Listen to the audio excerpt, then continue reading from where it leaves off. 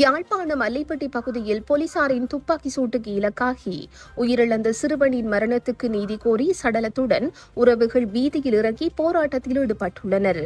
யாழ்ப்பாணம் அல்லைப்பட்டி பகுதியில் போலீசாரின் கட்டளையை மீறி செலுத்தி சென்ற வாகனத்தின் மீது நேற்று முன்தினம் போலீசார் துப்பாக்கி சூடு மேற்கொண்டிருந்தனர்.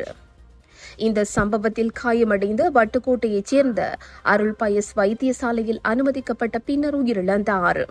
இந்நிலையில் யாழ் மக்கள் சிறுவன் மீது துப்பாக்கி சூடு நடத்திய போலீசாரை கைது செய்யுமாறு கோரி சடலத்துடன் வீதியில் போராடியுள்ளனர். அல்லைப்பட்டியில் வைத்து ஒரு காவல்துறை போலீசாரால் சுட்டு படுகொலை செய்யப்பட்ட சிறுவனின் இறுதி கிரியைகள் இன்றைய தினம் வட்டுக்கோட்டை சித்தங்கேணியில் உள்ள இல்லத்தில் நடைபெற்றது. அதன் பின்னர் பதாதைகளை தாங்கியவாறு சடலத்துடன் வந்த உறவுகள் வீதியிலிருந்து போலீசாரை கைது செய், எமது பிள்ளைக்கு நீதி வேண்டும், போலீசாரின் அராஜகம் தொடர்கிறது என கோஷமிட்டவாறு போராட்டத்தில் ஈடுபட்டனர்.